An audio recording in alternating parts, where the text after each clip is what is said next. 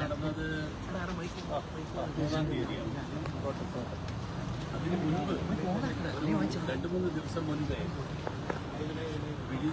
പദ്ധതി പ്രദേശത്ത് മുഖ്യമന്ത്രിയും അദ്ദേഹത്തിന്റെ കുടുംബാംഗങ്ങളും കൂടി നടത്തിയ ഒരു സന്ദർശനത്തിന്റെയും ചിത്രങ്ങളും അതിന്റെ ഒക്കെ നിങ്ങളെല്ലാവരും പ്രക്ഷേപണം ചെയ്തു. അദ്ദേഹത്തിന്റെ ഭാര്യ, മകൾ, കൊച്ചുമകൻ ഇവരെല്ലാവരും കൂടി പോയിരുന്നു. ഈ വിഴിഞ്ഞം പദ്ധതി പ്രദേശത്ത് ഇവരെല്ലാവരും കൂടി പോയതിന്റെ അടിസ്ഥാനം എന്താണ്? എന്ത് പ്രോട്ടോകോളിന്റെ അടിസ്ഥാനത്തിലാണ് ഇവരെല്ലാവരും ആ പദ്ധതി പ്രദേശം സന്ദർശിച്ചത്? ഈ പദ്ധതിയുടെ വിഴിഞ്ഞത്തിന്റെ MD ദിവ്യ അയ്യർ ഈ പദ്ധതിയെക്കുറിച്ച് നടത്തുന്ന വിശദീകരണം, ആ വിശദീകരണം നടത്തുന്ന സമയത്തുള്ള ചിത്രങ്ങളിൽ ഇവരെല്ലാവരും ആ യോഗത്തിൽ പങ്കെടുക്കുകയാണ്. ഔദ്യോഗിക യോഗത്തിലാണ് പങ്കെടുക്കുന്നത്. ഞാനോ നിങ്ങളോ ചെന്നു കഴിഞ്ഞാൽ അകത്ത് കയറ്റില്ല. ആ ഔദ്യോഗിക യോഗത്തിലാണ് ഇവരെല്ലാവരും പങ്കെടുക്കുന്നത്. മാത്രമല്ല, ആരാ ഇദ്ദേഹത്തിന്റെ മകള്? ഒരു സാമ്പത്തിക കുറ്റവാളിയായിട്ട് സാമ്പത്തിക തിരിമറിയുടെ പേരിൽ എൻഫോഴ്സ്മെന്റ് ഡയറക്ടറേറ്റ് കുറ്റപത്രം സമർപ്പിച്ചിട്ടുള്ള ഒരാൾ. അങ്ങനെ കുറ്റപത്രം സമർപ്പിക്കപ്പെട്ടിട്ടുള്ള ഒരാള്, ഞാൻ പ്രതി എന്നുള്ള വാക്ക് ഇപ്പോൾ ഉപയോഗിക്കുന്നില്ല, കാരണം പ്രതി എന്ന് പറയണമെങ്കിൽ കോടതിയിൽ അത് സമർപ്പിച്ച് അത് പുറത്തു വരട്ടെ.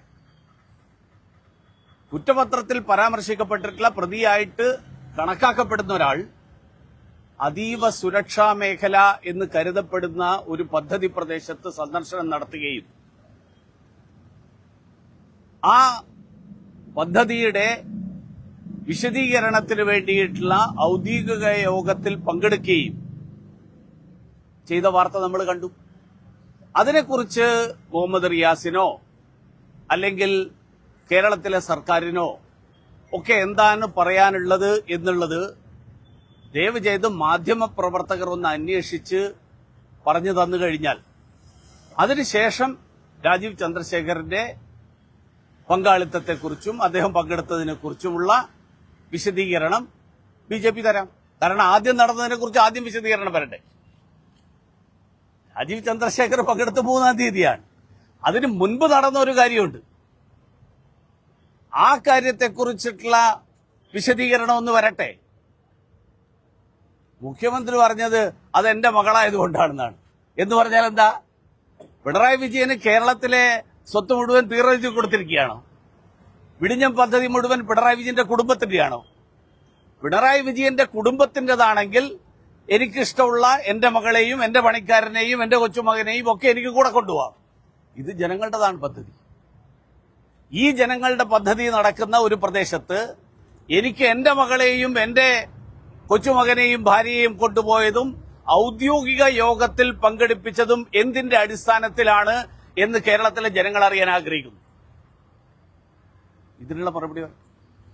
അതുപോലെ തന്നെ ഈ പഹൽഗാം ഭീകരാക്രമണത്തിന്റെ പശ്ചാത്തലത്തിൽ ഞങ്ങൾ അന്വേഷിച്ച സമയത്ത് കേരളത്തിൽ പലയിടത്തും ഈ പാകിസ്ഥാൻ മുക്കുകൾ, പാകിസ്ഥാൻ കവറുകൾ, ഇങ്ങനെ പേരുകളുള്ള ഒരുപാട് സ്ഥലങ്ങളുണ്ട്. അപ്പോൾ കേരളത്തിൽ പാകിസ്ഥാനോട് ഇത്രയധികം സ്നേഹമുണ്ടോ എന്നുള്ളതാണ്. അപ്പോൾ അതിൽ നീക്കം ചെയ്യേണ്ടതെന്നുള്ള കാര്യം ആവശ്യപ്പെട്ടപ്പോൾ ഗോവിന്ദ മാഷ് ഉൾപ്പെടെ വ്യക്തമാക്കിയിട്ട് അതിന്റെ ആവശ്യമില്ല എന്നുള്ളതാണ്. ഗോവിന്ദ മാഷയുടെ കൂറ് ആരോടാണെന്നുള്ള കാര്യത്തിൽ എനിക്ക് വലിയ സംശയമൊന്നുമില്ല. കാരണം പാകിസ്ഥാൻ ഉണ്ടാക്കാൻ വേണ്ടിയിട്ട് മുഹമ്മദ് അലി ജിന്ന ആവശ്യപ്പെട്ടപ്പോ അതിനെ പിന്തുണച്ച ആളുകളാണ് കമ്മ്യൂണിസ്റ്റ് പാർട്ടി.